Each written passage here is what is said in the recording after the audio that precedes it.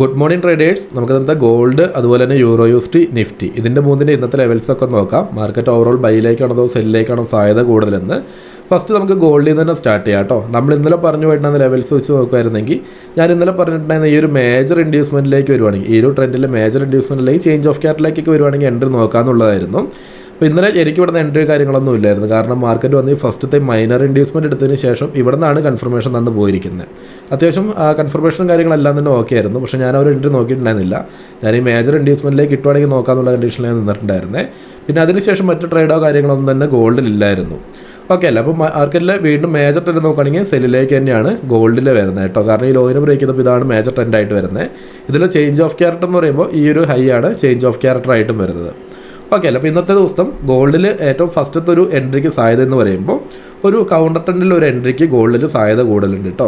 ഇതിൽ നോക്കുകയാണെങ്കിൽ നിങ്ങൾക്ക് കറക്റ്റായിട്ട് മനസ്സിലാക്കാനായിട്ട് പറ്റും. സെല്ലിലേക്കുള്ള ഒരു ലിക്വിഡിറ്റി എന്ന് പറയുമ്പോൾ ഇതാണ് വരുന്നത്. ഒന്നെങ്കിൽ ഒരു മൈനർ ഇൻഡ്യൂസ്മെൻറ്റ് എന്ന് പറയുമ്പോൾ സെല്ലിലേക്ക് ഇതാണ് വരുന്നത്, അല്ലെന്നുണ്ടെങ്കിൽ മേജർ ഇൻഡ്യൂസ്മെൻ്റ് ആയിട്ട് വരുന്ന ഇതാണ്. അപ്പോൾ മാർക്കറ്റ് ഈ രണ്ട് ലിക്വിഡിറ്റി എടുക്കാതെയാണ് ലോയിൽ ലിക്വിഡിറ്റി ഏരിയ ക്രിയേറ്റ് ആയിട്ടുണ്ട്. ഓക്കെ അല്ല. അപ്പോൾ ഈ ഒരു ലിക്വിഡിറ്റിയിൽ ഇവിടെ നിന്ന് നമുക്ക് എന്താണ് ബൈയിലേക്ക് ഒരു കൺഫർമേഷൻ കിട്ടുന്നുണ്ടെന്നാണെങ്കിൽ നമുക്ക് ഇവിടെ നിന്നൊക്കെ ഒരു ബൈയിലേക്ക് എൻട്രി എടുക്കാനായിട്ട് പറ്റും. ഇതിലെ ടാർഗറ്റ് എന്ന് പറയുമ്പോൾ ഫസ്റ്റത്തെ ടാർഗറ്റായിട്ട് സെല്ലിലേക്കുള്ള ഈ മൈനർ ഇൻഡ്യൂസ്മെൻറ്റ് എടുക്കാനായിട്ട് പറ്റും. സെക്കൻഡ് ടാർഗറ്റ് എന്ന് പറയുന്നത് ഈ ഒരു മേജർ ഇൻഡ്യൂസ്മെൻറ്റ് നോക്കാനായിട്ട് പറ്റും കേട്ടോ. ഇനി ഇതിന് ശേഷം മാർക്കറ്റ് ഒന്ന് ഈ ലോയിനെ ബ്രേക്ക് ചെയ്യുവാണെങ്കിൽ പിന്നെ നമുക്ക് ട്രേഡോ കാര്യങ്ങളോ ഇവിടെ നിന്നൊന്നും ബൈയിലേക്കില്ല. ഈ ലോയിനെ ബ്രേക്ക് ചെയ്തതിന് മുന്നേ ഇവിടെ നിന്ന് കൺഫർമേഷൻ കിട്ടുവാണെങ്കിൽ മാത്രമേ നമുക്ക് ബൈയിലേക്ക് നോക്കാനായിട്ട് പറ്റുള്ളൂ കേട്ടോ. ഈ സാധ്യതയാണ് കൗണ്ടർ ട്രെൻഡിൽ വരുന്നത്.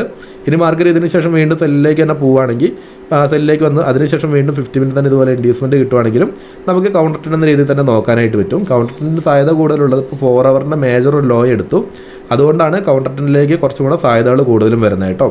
ഓക്കെ അല്ലേ. ഇപ്പോൾ ഫസ്റ്റത്തെ ഒരു കൗണ്ടർ ട്രെൻഡ് സാധ്യതയാണ് ഞാനോട് പറഞ്ഞിട്ടുണ്ടായിരുന്നത്. ഇനി മാർക്കറ്റ് മുകളിലോട്ട് വരുവാണെങ്കിൽ നമുക്ക് എന്താണ് ഈ മേജർ ഇൻഡ്യൂസ്മെൻറ്റിലേക്ക് കിട്ടുവാണെങ്കിൽ മേജർ ട്രെൻഡ് അനുസരിച്ച് വീണ്ടും സെല്ലിലേക്ക് തന്നെ നോക്കി പോകാനായിട്ട് പറ്റും. ഇവിടുന്ന് കൺഫർമേഷൻ കിട്ടുവാണെങ്കിൽ സെല്ലിലേക്ക് തന്നെ എൻട്രി എടുക്കാം. ഒന്നെങ്കിൽ ഈ മേജർ ഇൻഡ്യൂസ്മെൻറ്റ് അല്ലെങ്കിൽ ഈ മേജർ ഇൻഡ്യൂസ്മെൻറ്റ് നോക്കാം, ഇല്ലെങ്കിൽ ഈ മേജർ ഇൻഡ്യൂസ്മെൻറ്റിലേക്ക് വന്നതിന് ശേഷം 50 മിനിറ്റ് തന്നെ മൈനർ ഇൻഡ്യൂസ്മെൻറ്റ് അതുപോലെ കിട്ടുവാണെങ്കിൽ മൈനർ ട്രെൻഡിലും നമുക്ക് എൻട്രീസ് നോക്കി പോകാനായിട്ട് പറ്റും കേട്ടോ.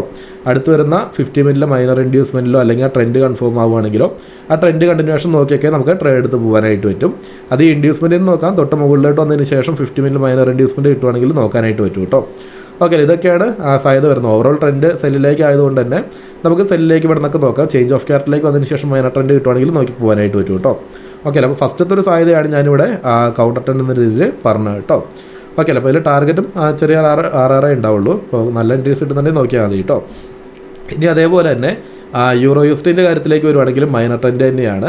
ഇവിടെ നോക്കുകയാണെങ്കിൽ 50 മിനിറ്റിൽ മേജർ ട്രെൻഡ് സെല്ലിലേക്കായിരുന്നു. ഇന്നലത്തെ ദിവസം എന്താണ് ഫസ്റ്റത്തെ ഇൻഡ്യൂസ്മെൻറ്റ് എടുത്തു, സെൽ സോണിലേക്ക് ഒന്ന് ടച്ച് ചെയ്തു, കൺഫർമേഷൻ ഇല്ല, വീണ്ടും സെല്ലിലേക്ക് തന്നെ വന്നു. അതിനുശേഷമാണ് ഫസ്റ്റത്തെ ഇൻഡ്യൂസ്മെൻറ്റ് എടുത്തപ്പോൾ ഒരു മൈനർ ട്രെൻഡ് ഇവിടെ നമുക്ക് തന്നിരിക്കുന്നത്. ഇവിടെ ഒരു മൈനർ ഇൻഡ്യൂസ്മെൻറ്റ് എടുത്ത് മൈനർ BOIസും കിട്ടിയിട്ടുണ്ട്. അപ്പോൾ മൈനർ ചേഞ്ച് ഓഫ് ക്യാരറ്റിലേക്ക് വന്നിട്ടാണ് മാർക്കറ്റ് നിൽക്കുന്നത്.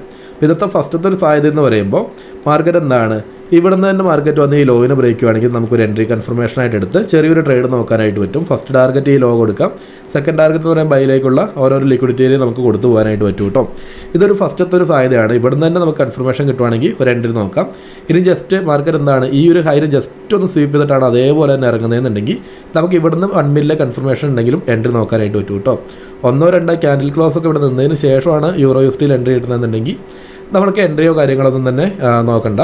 ജസ്റ്റ് ആ ലിക്വിഡിറ്റി ഒന്ന് സ്വീപ്പ് ചെയ്തതിന് ശേഷം അതേപോലെ തന്നെ മാർക്കറ്റ് ഇറങ്ങുന്നുണ്ടെന്നാണെങ്കിൽ മാത്രം കൺഫർമേഷൻ നോക്കി എൻട്രി എടുത്താൽ മതി കേട്ടോ. ക്യാൻഡിൽ ക്ലോസോ കാര്യങ്ങളൊക്കെ വന്നു കഴിഞ്ഞാൽ അത് ഫെയിൽ ആവാൻ സാധ്യതകൾ വീണ്ടും കൂടുതലുണ്ട്. സെല്ലിലേക്ക് നോക്കുന്ന റിസ്ക് ആണ്. അങ്ങനെയാണെങ്കിൽ പിന്നെ നമുക്ക് അടുത്ത എൻട്രി നോക്കാനായിട്ട് വരുന്നത് ഈ ചേഞ്ച് ഓഫ് ക്യാരറ്റിലേക്ക് വരുമ്പോഴാണ് കേട്ടോ. ഈ ചേഞ്ച് ഓഫ് ക്യാരറ്റിലേക്ക് വന്നതിന് ശേഷം പിന്നീട് കൺഫർമേഷൻ കിട്ടുവാണെങ്കിൽ നമുക്ക് സെല്ലിലേക്ക് നോക്കാം. ഓക്കെ അല്ലേ. ചേഞ്ച് ഓഫ് ഇനി ഇവിടെ നിന്നൊക്കെ മാർക്കറ്റ് 50 മിനിറ്റ് തന്നെ മൈനർ ഇൻഡ്യൂസ്മെൻറ്റ് കിട്ടുവാണെങ്കിലും വീണ്ടും സെല്ലിലേക്ക് തന്നെ നോക്കി പോകട്ടെ. ഇവിടെ ഓവറോൾ സെല്ല് വീണ്ടും ട്രെൻഡ് വീണ്ടും സെല്ലിലേക്ക് തന്നെയാണ് വരുന്നത്.